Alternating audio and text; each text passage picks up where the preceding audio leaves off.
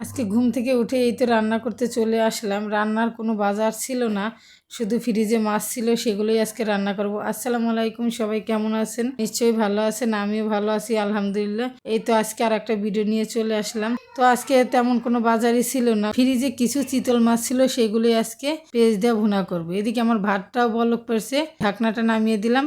আর আজকে শুধু পেঁয়াজ দিয়ে ভুনা করবো। আর কিছু সবজি ছিল, পুঁই শাক আর কিছু ডাঁটা ছিল। মসুরির ডাল দিয়ে আজকে চচ্চড়ি করব। তো এখানে তো আমি মাছগুলো ভালো করে ধুয়ে পরিষ্কার করে নিয়েছি রান্না করার জন্য। আর আজকে এই মসুর ডাল দিয়ে পুঁই শাকের রান্নাটা কিন্তু খেতে অনেক ভালোই লাগে। এদিকে নুন আর হলুদ দিয়ে মাছগুলো ভালো করে মাখিয়ে নিলাম, তারপর কড়াইতে দিয়ে দিলাম। একে একে সব মাছগুলো দিয়ে দেবো। আর গাঙের চিতল মাছ তো যেমন আপনাদের ভাইজান তো ভাজা মাছ ছাড়া খেতে চায় না, তার জন্য একটু হালকা করে ভেজে নিচ্ছি। আর এই মাছটা আমি কখনো খাইনি, আজকে এই প্রথম মানে আনছে, আজকেই প্রথম আমি খাবো। মাছটা তো ভাজা হয়ে গেছে, আমি উঠিয়ে নেব। আর এই কড়াইতে একটু তেল দিয়ে দেবো আর পেঁয়াজ মরিচ দিয়ে ভালো করে একটু ভেজে নেব। আর পেঁয়াজ দিয়ে ভুনা করলে চিতল মাছটা খুবই ভালো লাগে। রান্না আজকে প্রথম করলাম, খেতে কিন্তু খুব ভালোই ছিল। আর পেঁয়াজটা খুব সুন্দর করে লাল লাল করে ভেজে নেব, তারপরে এক এক করে সব মশলাগুলো দিয়ে দেব। এখানে হলুদের গুঁড়া, লবণ, মরিচের গুঁড়া, ধনিয়া গুঁড়া, আদা রসুন বাটা সব কিছু দিয়ে ভালো করে একটু কষিয়ে নেব। ভুনা তরকারি হলে তো অল্প একটু হলে অনেকগুলো ভাত খাওয়া যায়। আর ভুনা তরকারিটা আমার কাছে একটু খুবই ভালো লাগে। আর মশলাটাও কিন্তু এদিকে কষানো হয়ে গেছে। এখন আমি সামান্য ঝোলের জন্য পানি দিয়ে দেব, তারপর মাছগুলোও দিয়ে দেব। আর বেশি ঝোল রাখবো না, একটু মাখা মাখা রাখবো। তো এখন ঝোলের জন্য সামান্য পানি দিয়ে দেব। আমার কাছে মনে হয় যে মাছটা ভেজে রান্না করার চেয়ে কষিয়ে রান্না করলে কিন্তু খেতে ভালো লাগে। কি করার, আপনাদের ভাইজান তো আর মানে কষানো মাছটা অতটা পছন্দ করে না, তার জন্য আমি মাছটা ভাইজেই রান্না করলাম।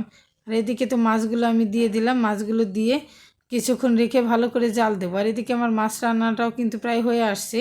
এখন আমি নামিয়ে ফেলবো গাবলায়। কিন্তু কালারটা কিন্তু অনেক সুন্দর হয়েছে, দেখতেও কিন্তু অনেক মানে খেতেও অনেক স্বাদ হয়েছে।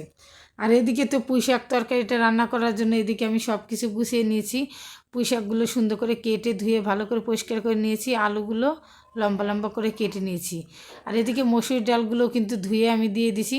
আর এই মসুর ডাল দিয়ে পুঁই শাকের চচ্চড়িটা কিন্তু খেতে অনেক ভালো লাগছে। আমার কাছে তো চিতল মাছের তরকারি চেয়ে পুঁই শাকের চচ্চড়িটা কিন্তু ভালো লাগে। আর আপনাদের ভাইজান তো বলে যে এই তরকারিটা খাইনি, অনেকবার রান্না করছি, উনি বুঝতে পারেনি যে কী দিয়ে কী খাচ্ছে। আজকে এই তো এখানে আমি কিন্তু পুঁই শাকটা মাখানো হয়ে গেছে, এখন আমি চুলায় বসিয়ে দেব।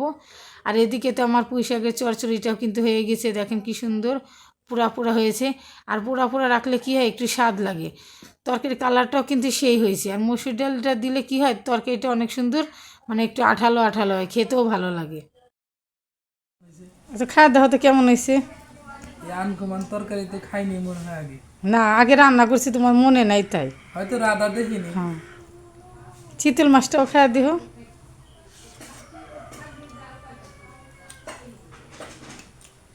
কেমন শাকের হয়েছে? মধ্যে ডাল দিয়ে এত ভালো লাগে।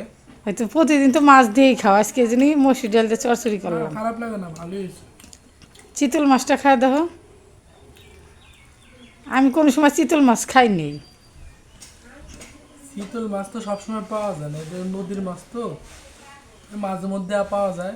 তো খাওয়া দাওয়া তো কেমন হয়েছে? অনেক তাড়াহুড়া করে রান্না করছি। ভালোই হয়েছে।